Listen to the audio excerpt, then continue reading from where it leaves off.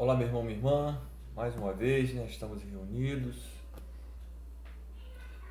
para começar mais uma vez nosso curso do Catecismo sobre o artigo do Credo, né?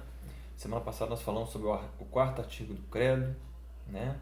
Que é dar boas-vindas a você, que Deus abençoe a sua vida, a sua família, a sua história, que Deus te proteja, te ilumine, né? Que Nossa Senhora te cubra com o seu manto sagrado protetor. Vamos pedir então, para a gente não se delongar mais, a intercessão da bem-aventurada Virgem Maria. Esse mês também é o mês da Bíblia, né? De São Jerônimo, que São Jerônimo também possa interceder por nós, para que possamos compreender as Escrituras, para que possamos compreender Jesus Cristo, né? Então vamos fechar os nossos olhos, pôr a mão no coração, vamos pedir que Nossa Senhora abra os nossos ouvidos, nosso entendimento, nosso coração, para que o Espírito Santo venha e possa converter a nossa vida, a nossa maneira de agir. Ave Maria, cheia de graça, o Senhor é convosco, bendita sois vós entre as mulheres, e bendito é o fruto do vosso ventre, Jesus. Santa Maria, Mãe de Deus, rogai por nós, pecadores, agora e na hora de nossa morte. Amém. Santa Maria, Mãe de Deus, rogai por nós. São José, rogai por nós. Então, semana passada nós vimos sobre o quarto artigo do Credo, né? Nós estamos fazendo essa caminhada do Credo, né? Quero dar os parabéns a você que tem assistido os vídeos, que está sendo fiel aos vídeos. Sei que não são todos que estão assistindo, mas dar os parabéns para você que assiste, né? Que me aguenta aí uma vez por semana em meia hora. Espero que o Espírito Santo possa capacitar você, que você possa compreender mais as coisas de Deus e ser mais de Deus, né? Cada vez mais que nós nos aproximamos de Deus, Deus também nos aproxima também de nós, né? Depende de nós, né? Santo Agostinho falava isso, né? O Deus que nos criou sem a nossa ajuda não pode nos salvar sem a nossa ajuda, né? Deus nos criou sem a nossa ajuda, mas Ele não quer e não pode salvar-nos sem a nossa ajuda, ou seja, sem eu querer, né? Então eu tenho que querer. Que no meio dessa pandemia que nós vivemos, possamos querer mais a Deus, né? Que eu possa querer mais a Deus, possa dar mais tempo a Deus, né? Ter mais tempo para amar a Deus, porque é o sentido da nossa vida, né? Amar a Deus sobre todas as coisas. Então vamos lá. Vamos pegar o nosso catecismo. No catecismo lá no parágrafo 631, né? Está dizendo lá, né? Jesus Cristo desceu aos infernos, né? Ressuscitou dos mortos no terceiro dia, né? É o quinto artigo do credo, né? Jesus desceu aos infernos. Que inferno é esse? Será que Jesus foi lá no inferno, né? Quando o catecismo fala sobre inferno, o que quer dizer essa palavra inferno no catecismo? E ressuscitou dos mortos no terceiro dia. Nós vamos ver também isso. Então no 631 está dizendo assim: Jesus desceu às profundezas da terra, né? Aquele que desceu é também aquele que subiu. O símbolo dos apóstolos, né? O símbolo dos apóstolos é o credo, né? Como nós já vimos. Confessa em um mesmo artigo de fé a descida de Cristo aos infernos e sua ressurreição dos mortos no terceiro dia. Porque em sua Páscoa é do fundo da morte que ele fez jorrar a vida, né? Jesus na sua morte fez nos jorrar a vida, né? Nós já vimos que com a morte e ressurreição de Cristo, nós morremos em Cristo através do batismo, né? Quando nós somos batizados, nós morremos em Cristo, né? Misticamente, e ressuscitamos com Cristo, né? Morremos para a ação, né? Para a prisão do demônio, e ressuscitamos nos braços de Cristo através do batismo. Então Jesus veio nos libertar das amarras do pecado original, né? No parágrafo 633 agora. A Escritura denomina a morada dos mortos, para a qual Cristo morto desceu, de os infernos. Essa palavra infernos vem de uma palavra grega que quer dizer infernis, que quer dizer interior, né? Interior da terra. Eles acreditavam que quando as pessoas morriam, eles iam para o interior da terra, as almas dessas pessoas, né? Então, essa palavra inferno, o catecismo está dizendo aqui, não é um inferno de como nós compreendemos hoje, que é um inferno onde estão os demônios, né? Esse estado divino onde os demônios estão, mas era este lugar, né? Como está falando aqui, o Sheol, o Hades, né? Era o lugar onde os mortos estavam. Até Jesus morrer e ressuscitar, todas as pessoas que morreram até então não foram para o céu, né? Como eu já expliquei, as portas do céu estavam trancadas, ou seja, o demônio tinha as chaves da nossa liberdade, né? E Jesus, com a sua morte e ressurreição, tomou essas chaves da mão do demônio, né? Então Jesus foi lá nesse Sheol, nesse lugar, anunciar a boa nova aos justos, né? A gente vai ver o que quer dizer isso. Visto que os que lá se encontram estão privados da visão de Deus, né? Foi o que eu falei. Todos que estavam ali não contemplavam a Deus, até mesmo os profetas, até mesmo São José, né? Até mesmo São José não pôde entrar no céu antes de que Jesus morresse e ressuscitasse. Este é com efeito o estado de todos os mortos, maus ou justos, né? A palavra justo na Bíblia quer dizer aqueles que são santos, né? Aqueles que eram fiéis a Deus. Então todos os maus e os bons ficavam tudo nesse mesmo lugar, vamos dizer assim, um lugar, né? Mas é um estado de vida. Ficavam ali esperando, aguardando ansiosamente a salvação vinda por Jesus Cristo. Então o estado de todos os mortos, maus e justos, à espera do Redentor. O que não significa que a sorte deles seja idêntica, como mostra Jesus na parábola do pobre Lázaro recebido no seio de Abraão. Aí nesse númerozinho na frente aí, ó, 1064, aí na nota de rodapé, embaixo você vai achar essa passagem bíblica, Lucas 16, né, do 22 ao 26. Está passando Jesus falando da parábola de Lázaro, né? Lázaro era um pobre que vivia a mendigar na porta do rico, e o rico não dava nem as migalhas das comidas, né, das sobras da comida para ele. Um dia que Lázaro morreu, os anjos vieram e levaram Lázaro para junto do seio de Abraão, né? Jesus não podia falar ali nessa parábola que levou para o céu, né? Porque o céu estava com as portas trancadas. Então Abraão ali para o povo judeu é o pai da fé, né? Então era a plenitude da fé ali, vamos dizer assim, né? A plenitude para os judeus ali, como dizer que aquela pessoa estava salva, que estivesse no seio de Abraão. E a sorte do rico foi por um lugar onde tinha muitas chamas, onde tinha muito sofrimento, né? Então Jesus contou essa parábola sobre o Lázaro, né? O pobre Lázaro e o rico. Depois nessa passagem bíblica, Lucas 16 do Lucas, Evangelho de São Lucas, capítulo 16, do versículo 19 ao 26, você vai encontrar essa parábola. São precisamente essas almas santas que esperavam seu libertador no seio de Abraão, que Jesus libertou ao descer aos infernos. Jesus não desceu aos infernos para ali libertar os condenados. Olha o que o catecismo está dizendo. Jesus não foi aos infernos, nem nesse Sheol, nesse Hades, nesse lugar onde as almas estavam, para libertar os condenados. Não.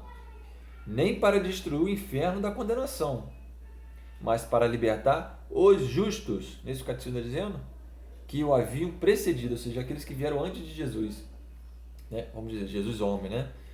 Os justos que vieram, os profetas, São José, Moisés, o rei Davi, né? Adão e Eva. Essas pessoas Jesus os salvou, os levou junto consigo para o céu. Os injustos, né? Os homens maus, os homens e as mulheres maus homens e maus mulheres, que não quiseram ouvir a palavra do Senhor, tiveram com seu coração endurecido, e esses mesmo foram para o inferno, como nós conhecemos hoje, o lugar onde os demônios vivem, né? Então Jesus não foi aos infernos salvar todos, foi levar os justos, né? Olha o que o catecismo está dizendo. Então Jesus foi para libertar os justos, aqueles que eram fiel a Deus, né? Primeiramente seu pai São José, né? Os profetas, aqueles que deram a vida, as santas mulheres que deram a vida por Jesus, pela palavra do Senhor, né? 635.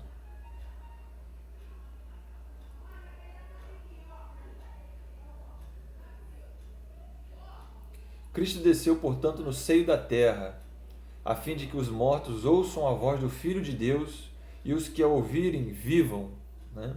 Lá em João, Evangelho de São João, no capítulo 5, versículo 25, isso que nós acabamos de ler, que eu acabei de ler.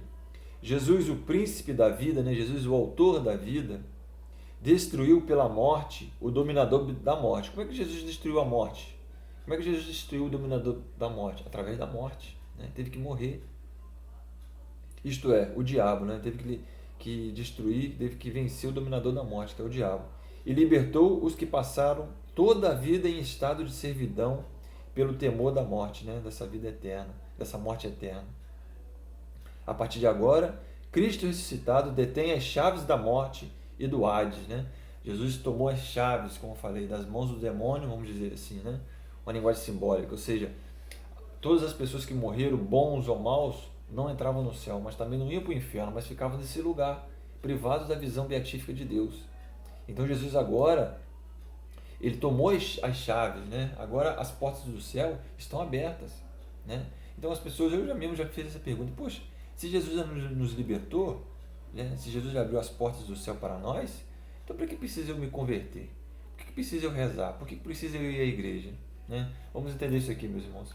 Aqui na nossa cidade, aqui no nosso bairro São Conselheiro, tem essa ponte ali de Conselheiro, né? A igreja fala que Jesus é o sumo pontífice, né? Aquele que liga a humanidade com a divindade, né? Vamos supor que essa ponte aqui de Conselheiro caia, né? Não tem como a gente passar para o outro lado, né? Então precisa que alguém refaça essa ponte. Então quando alguém refaz essa ponte, beleza, a ponte foi feita, mas eu preciso passar por ela se eu quiser ir para o outro lado. Jesus é essa ponte. Jesus construiu essa ponte entre o homem e Deus, né? Através da sua morte e ressurreição. Agora, basta a mim, basta você querer passar por essa ponte. E o que quer dizer passar por essa ponte? Viver os mandamentos, ser fiel a Deus, rezar, ser batizado, né? O batismo faz isso, né? Nos traz de volta a comunhão de Deus, né? Através do batismo nós deixamos de ser filhos de Deus pela natureza e passamos a ser filhos de Deus pela graça. Porque a graça de Deus passa a morar em nós. A Santíssima Trindade, Deus Pai, Deus Filho e Deus Espírito Santo, passa a morar em nós, né? Somos templos do Espírito Santo, né? Da Santíssima Trindade. Então, Jesus, Jesus ressuscitado, ele detém essas chaves do Hades, né? Desse lugar. Ele detém as chaves da morte. Tirou a chave da mão do dominador da morte, que era o demônio, né? E ao nome de Jesus, todo joelho se dobra no céu, na terra e nos infernos, né? Todo joelho se dobra. Essa passagem é muito interessante, né? Quando Jesus voltar, né?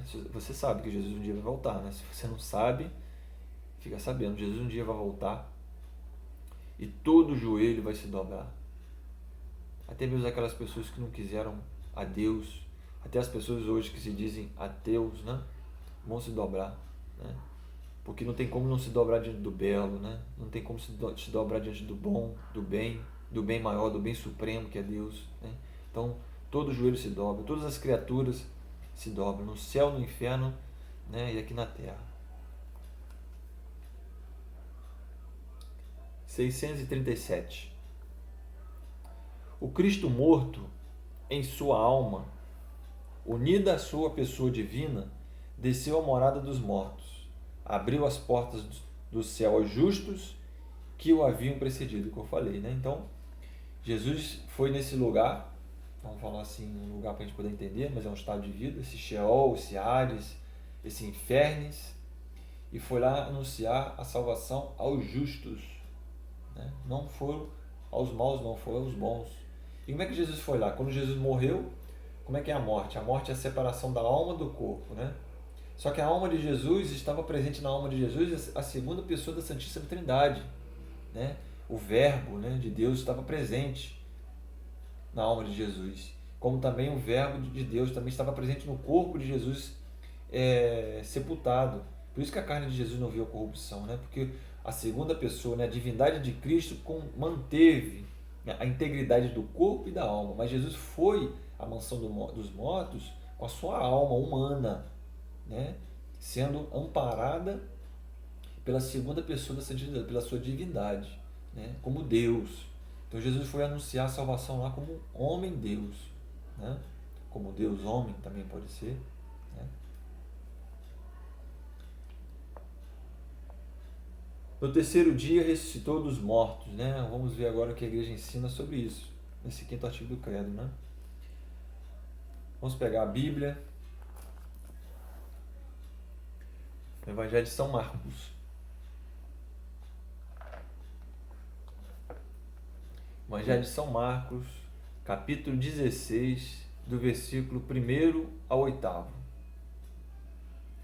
Passando o sábado, Maria Madalena mãe de Tiago e Salomé. Perdão, né? Perdão. Está falando aqui do sepulcro vazio, quando as mulheres foram lá para embalsamar o corpo de Jesus, né? Passado o sábado, Maria Madalena, Maria, mãe de Tiago, e Salomé, então essas três mulheres, Maria Madalena, Maria, mãe de Tiago, né, que não é Maria, não é Nossa Senhora, é outra Maria, e Salomé, compraram aromas para ungir Jesus.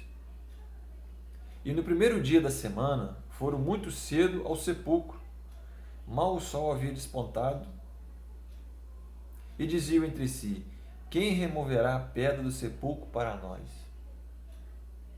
Levantando os olhos, elas viram removida a pedra, que era muito grande.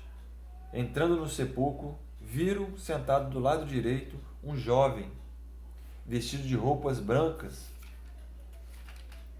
e assustaram-se. Ele lhes falou: não tenhais medo. Buscai Jesus de Nazaré, que foi crucificado. Ele ressuscitou, já não está aqui. Eis o lugar onde o depositaram. Mas ide dizei a seus discípulos e a Pedro, que ele vos precede na Galiléia. Lá o vereis, como vos disse. Né? Então, um relato bíblico das mulheres que foram ungir o corpo de Jesus. Né? Vamos entender isso aqui. Jesus morreu na sexta-feira santa, né? Na sexta-feira judaica. Naquele ano que Jesus morreu, o sábado judaico era o sábado da Páscoa. Né? E aos sábados, como nós todos já sabemos, o judeu não faz nada de sábado. Né? Os judeus contam o número de passos que eles têm que dar durante o dia de sábado. Não varrem a casa, não trabalham, né? Guardam o sábado. Então, não poderiam ter ungido o corpo de Jesus na sexta. Por isso que os soldados romanos quebraram, né? Os soldados do sumo sacerdote quebraram as pernas dos dois ladrões que foram crucificados com Jesus, porque eles não podiam crucificar ninguém, não podiam morrer, matar ninguém de sábado, né? Por causa do preceito. Então, para que a morte deles fosse mais rápida, né? Então Jesus foi enterrado assim, foi enterrado nessas pressas, vamos dizer assim. Então passou aquela tarde, Jesus morto na sexta-feira, passou o sábado inteirinho, né? No domingo, né, que para nós hoje é domingo, que é o primeiro dia do Senhor. Domingo quer dizer Dominus, né, em latim, que quer dizer dia do Senhor. Mas para o judeu era a primeira-feira, né? Era a primeira-feira, segunda-feira, terça-feira, quarta-feira, quinta-feira, sexta-feira, sábado. Aí, primeira-feira. Então, a primeira-feira do judeu, para nós é o domingo. Então, como está falando aqui, no primeiro dia da semana, elas foram, né? Elas foram embalsamar o corpo de Jesus, preparar o corpo de Jesus para que possa ser dignamente sepultado.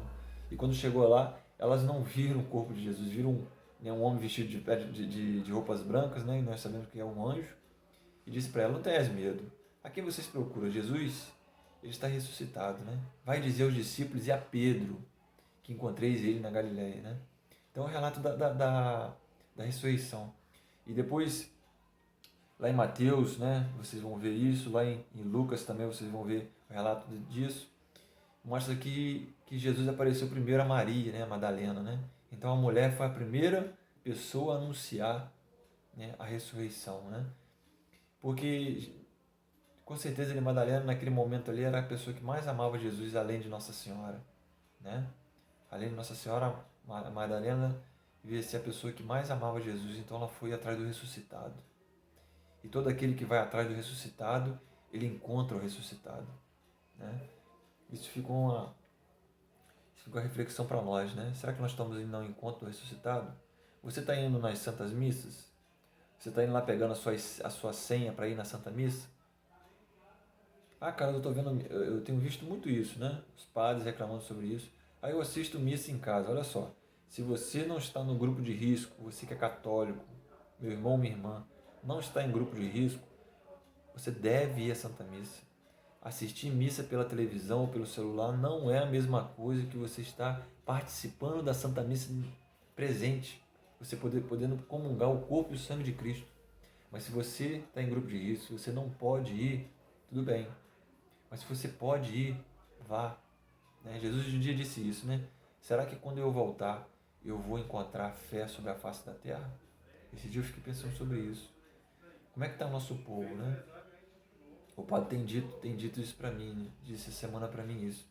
Cadê os jovens da igreja? Cadê os jovens da paróquia de Santa Teresinha? Quantos de vocês que são jovens, que estão na crisma, vocês estão indo na Santa Missa?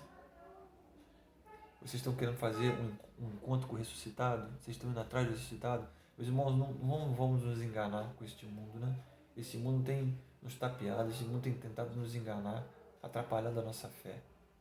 Vamos ao encontro do ressuscitado, que Deus possa iluminar-nos, para que nós possamos ir ao encontro dele, possamos compreender que somente ele pode trazer a verdadeira cura ao nosso físico, à nossa alma, né, ao nosso coração, né, que possamos ser como essas mulheres que foram atrás do ressuscitado.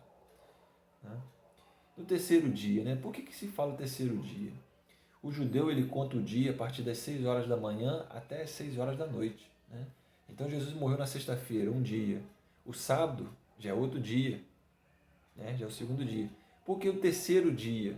Porque a partir das 6 horas da manhã já conta já como terceiro dia. Né? Então o judeu, então ele está falando aqui que antes de nascer o sol, já de manhã cedo, já começando a clarear o dia, né? As mulheres foram ao encontro de Jesus ressuscitado. Então nesse terceiro dia quer dizer isso, Jesus afirmou isso para os apóstolos, né? Eis que eu serei crucificado, maltratado, né? Mas ao terceiro dia eu vou ressuscitar. Jesus prometeu e cumpriu, né? A maior prova que Jesus ressuscitou é a vida dos apóstolos. Se alguém um dia perguntar isso para vocês, falar para vocês isso, qual é a prova que Jesus ressuscitou? Pega o Atos dos Apóstolos, né? Depois do Evangelho de São Lucas, depois do Evangelho de São João, você lê ali os Atos dos Apóstolos, você vê o que o Espírito Santo fez com os apóstolos, né? O que os apóstolos fizeram em nome de Deus. Deram as suas vidas por causa de uma crença que eles viram e ouviram, né? Um dia os sumos sacerdotes prenderam João e Pedro e falaram para eles, se vocês continuarem falando esse nome de Jesus, nós vamos mandar matar vocês. São Pedro falou assim, jamais nós podemos deixar de falar daquilo que vimos e ouvimos. Jesus ficou 40 dias com os apóstolos, né, com seus discípulos depois da sua ressurreição. Né? E os apóstolos não poderiam inventar essa história de ressurreição porque eles também não acreditavam. Sei que você recorda comigo a passagem bíblica que Jesus aparece para eles a primeira vez e eles ficam com medo, eles ficam espantados, eles não estavam acreditando. Como no caso de Tomé, que 8 dias depois, né, antes falando isso, né, mesmo se não colocar a mão no seu lado, não colocar a mão na marca dos pregos, mesmo assim não acreditar. Isso mostra que eles não acreditavam na ressurreição. Então eles não podiam criar uma fantasia dessa. Né? E muito mais, meus irmãos, a testemunho de vida, os apóstolos deram suas vidas. Aqueles homens covardes que abandonaram o Cristo, né? Foram covardes, fugiram, depois eles foram intrépidos, depois eles foram corajosos, eles deram a sua vida, abandonaram tudo. Alguma coisa tem nisso. O que aconteceu na vida desses homens, na vida dessas mulheres, de testemunhar isso? Os santos mártires, os primeiros cristãos, né, que deram as suas vidas, perderam tudo, né, materialmente falando, perderam tudo por causa de uma mentira. Olha, se Jesus não ressuscitou, a pessoa que criou a Santa Igreja de Cristo é uma pessoa que merece muito aplauso, porque quantas histórias nesses 2000 anos de pessoas que deram as suas vidas, que fizeram coisas maravilhosas, extraordinárias, por causa dessa crença que Jesus ressuscitou. Né?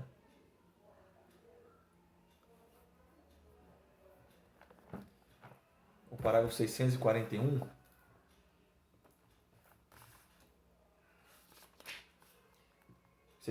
está dizendo, né, continuando a explicação do Evangelho que nós acabamos de ler. Maria de Magdala e as santas mulheres que vinham terminar de embalsamar o corpo de Jesus, sepultado às pressas devido à chegada do sábado, como eu falei, na tarde da sexta-feira santa, foram as primeiras a encontrar o ressuscitado. Assim, as mulheres foram as primeiras mensageiras da ressurreição de Cristo para os próprios apóstolos. Né? Hoje nós vemos aí a expansão feminina, algumas mulheres que querem ter, que se acham menos que os homens, né? Quero dizer para você, você que é mulher, né? Tanto jovem como já adulta, quero dizer para você que a primeira instituição nessa face da terra que deu dignidade a você, mulher, foi a Igreja Católica. Porque na época de Cristo, as mulheres não podiam andar sozinhas, né? Ou elas eram viúvas ou elas eram prostitutas. E Jesus trouxe a dignidade da mulher, né? O cristianismo trouxe a dignidade da mulher, e a mulher soube muito bem recompensar a igreja por isso, né? Porque quantos santos e santas que nós temos na igreja católica, graças às suas mães, né? Que foram verdadeiras catequistas, que educaram, que salvaram seus casamentos, que salvaram a alma dos seus filhos. Por exemplo, Santa Rita de Cássia, que era casada, né? Teve seu marido assassinado, seus filhos assassinados, rezando, pedindo a Deus que os seus filhos não matassem aquele que matou o seu marido, né? Uma mulher, e é santa da igreja, né? Uma santa muito poderosa na igreja, né? Que muitas pessoas têm devoção. Então, se não fosse vocês, mulheres, né? Lá no Gênesis, né? Tá falando isso, né? Porque o homem estava triste, então Deus fez a mulher e o homem ficou alegre. Então, vocês foram criados para salvar nós, homens, né? Nós somos o rascunho, vocês, mulheres, são a obra-prima da criação, né? Não deixe que diga o contrário. Você tem que ter a sua dignidade de mulher. Você não tem que se parecer com um homem. Você não tem que ter os mesmos direitos que um homem. Você tem que ter o seu direito. O seu direito de ser humano, o seu direito de mulher. Tá? E somente quem briga por a dignidade da mulher é a Santa Igreja de Cristo, né? É o cristianismo.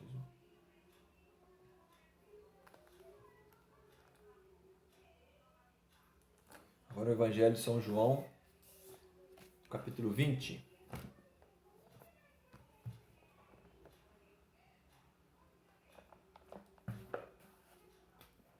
Evangelho de São João, capítulo 20, versículo 2 ao 18. Está dizendo ali sobre a ressurreição. Correu e foi dizer, está dizendo as mulheres, né?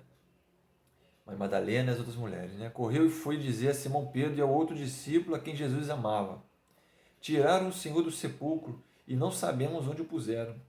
Saiu então Pedro com aquele outro discípulo e foram ao sepulcro. Corriam juntos, mas aquele outro discípulo correu mais depressa do que Pedro e chegou primeiro ao sepulcro.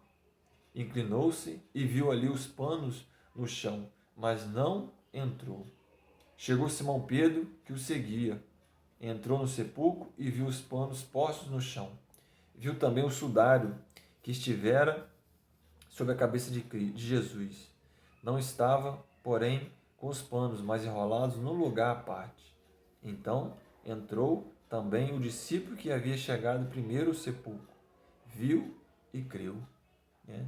Então, aquela passagem que eu li para vocês lá em Marcos, né, que as mulheres foram ao sepulcro, e aqui o Evangelho de São João dizendo quando elas voltaram e anunciaram aos apóstolos. E Pedro e João, né, o discípulo amado aqui é João, foram correndo para ver o Cristo, né?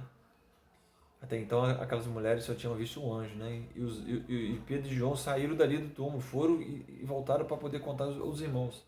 E Madalena ficou ali, né, chorando, chorando, até que Jesus aparece para ela, né? E diz para ela, né? Maria, por que tu choras? Né? Conforta o coração daquele que busca o ressuscitado, né? Jesus ressuscitado conforta o coração daquele que o busca com sinceridade, aquele que busca com amor.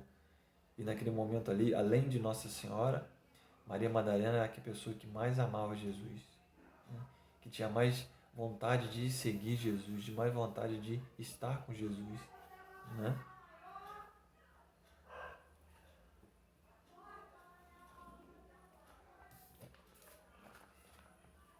Parágrafo 643 agora. Diante desses testemunhos, é impossível interpretar a ressurreição de Cristo fora da ordem física e não reconhecê-la como um fato histórico, né?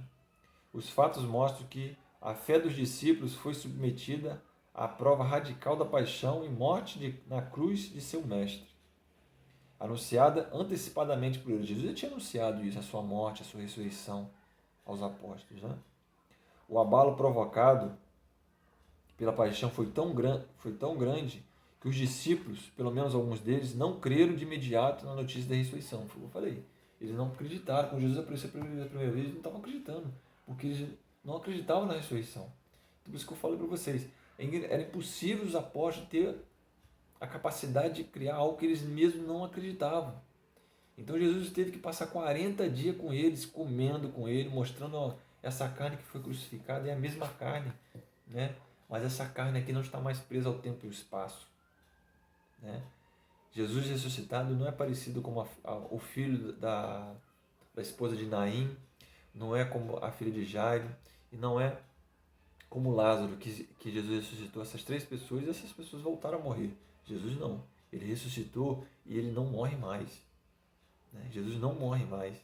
Então Jesus não está mais preso ao tempo e ao espaço.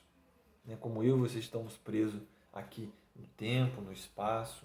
Né? Então os apóstolos não poderiam ter inventado uma história dessa. Né? Tem uma passagem bíblica lá em 1 Coríntios, muito interessante, que vai falar sobre a ressurreição. 1 Coríntios 15.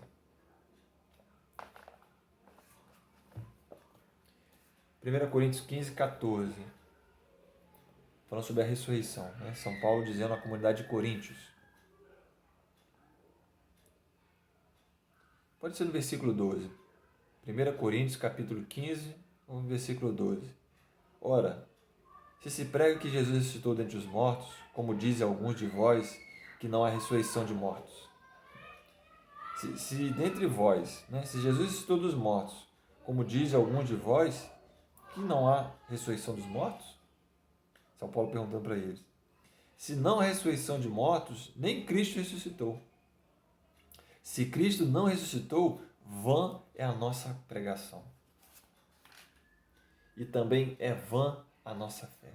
Isso, gente, é o ápice, né, da nossa fé, da nossa crença. Né? Se Jesus não ressuscitou como ele disse que faria, a nossa fé é vazia, a nossa fé é vã, nossa pregação. Né?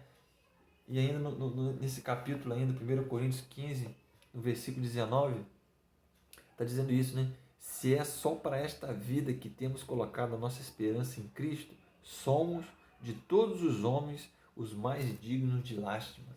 Olha o que São Paulo diz.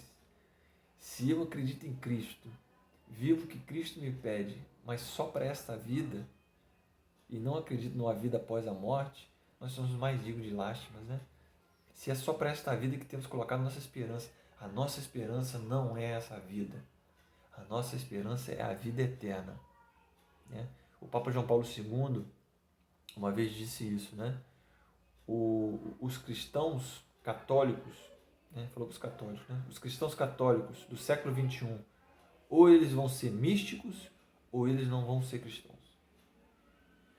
Isso é para mim, isso é para mim, isso é para você. Nós que estamos no século XXI, se nós não formos místicos, nós não vamos aguentar. Nós não vamos ser cristãos. O que é um místico? O místico é aquele que compreende tudo isso que a gente está vendo aqui, que conhece o catecismo, que reza, que conhece a vida dos santos, que conhece essa realidade dessa esperança. A nossa esperança não é esta vida. A nossa esperança é a vida eterna. Nós precisamos acreditar nessa verdade. Nós rezamos o credo todas as missas e a última parte do credo fala isso: creio na vida eterna. Será que eu creio na vida eterna? Você crê na vida eterna? Você crê que quando você morrer você vai? Que existe um lugar onde os santos e as santas moram? Será que nós acreditamos nisso, meu irmão? Infelizmente, muitos de nós que entramos na fila da comunhão nem lembramos disso. Vivemos a nossa vida para o hoje, para o agora. Nós nos tornamos muito materiais, né? Eu quero minha vida para agora. Eu luto para me conseguir a graça agora. Eu não quero para a vida eterna. A gente não pensa nisso, mas nós devemos pensar.